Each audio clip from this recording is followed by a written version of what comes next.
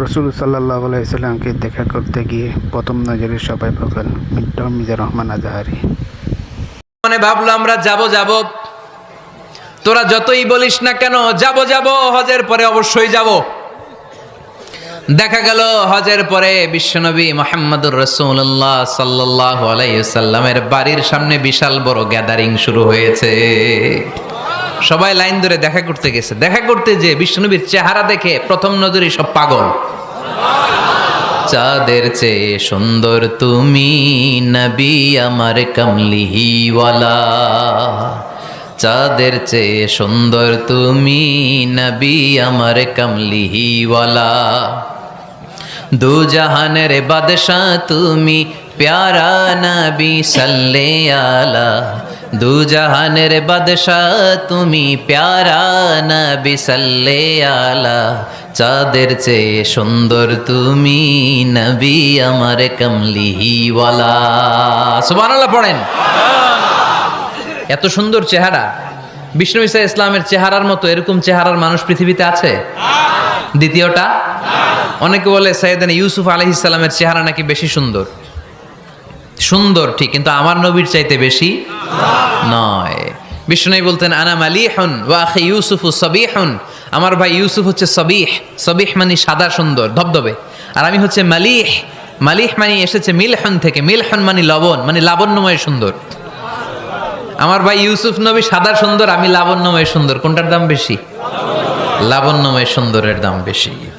সাইয়েদনা ইউসুফ আলাইহিস সালামের চেহারা দেখে মিশরের মেয়েরা লেবু কাটতে যে বা কমলা কাটতে যে আনার কাটতে কমলা কাটতে যে আঙ্গুল কেটে ফেলেছিল। কোরআন তার সাক্ষী। ওয়া কাত্তা'না আইদিয়াহুন।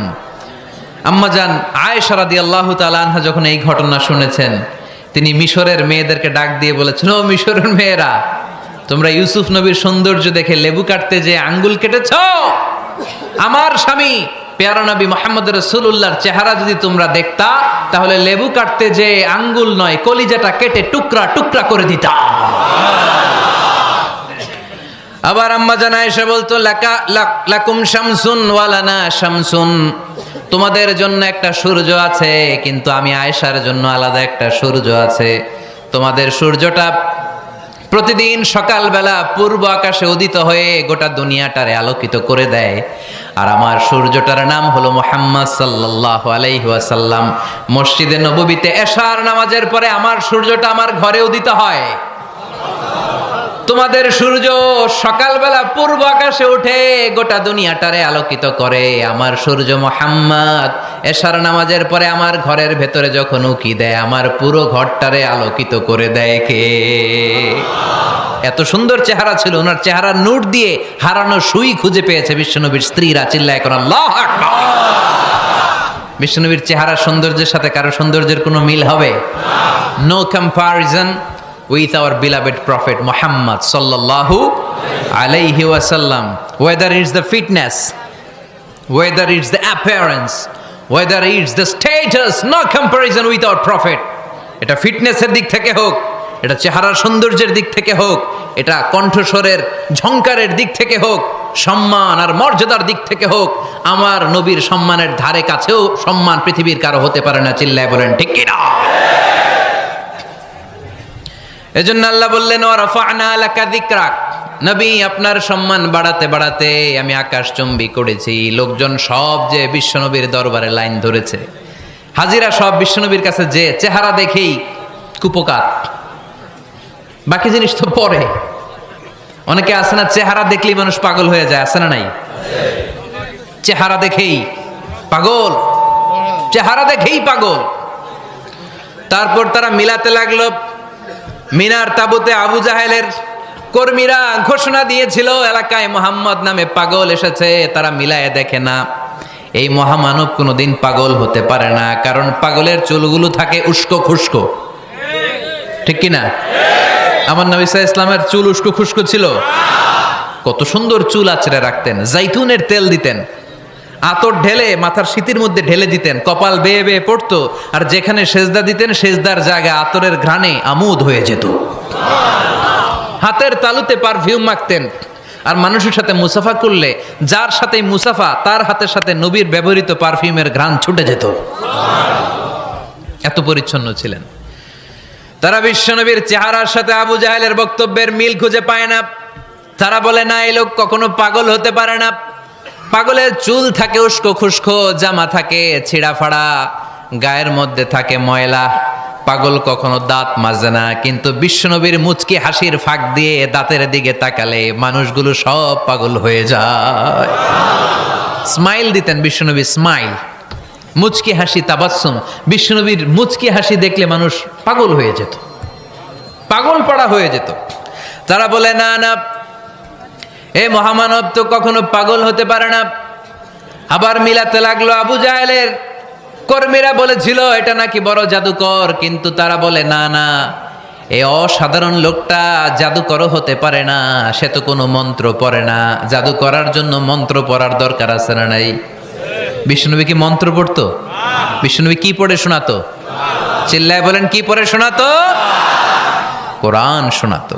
এত সুন্দর কণ্ঠ ছিল বিশ্বনবীর, পাগল হয়ে যেত মানুষ শুনতে শুনতে, পাগল পাড়া হয়ে যেত, বিমুগ্ধ হয়ে যেত।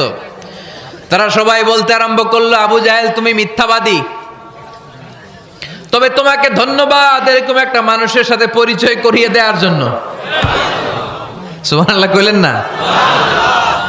আমরা মেনে নিতে পারলাম না সে পাগল নয়, জাদুকর নয়, সে হলো এই জামানার পায়গাম্বার। আমরা পড়ে নিলাম লা ইলাহা ইল্লাল্লাহু মুহাম্মাদুর রাসূলুল্লাহ সাল্লাল্লাহু আলাইহি ওয়াসাল্লাম। রাফা'না লাকা যিকরাক। নবী হে, এইভাবে আমি আপনার সম্মানকে বাড়িয়েছি।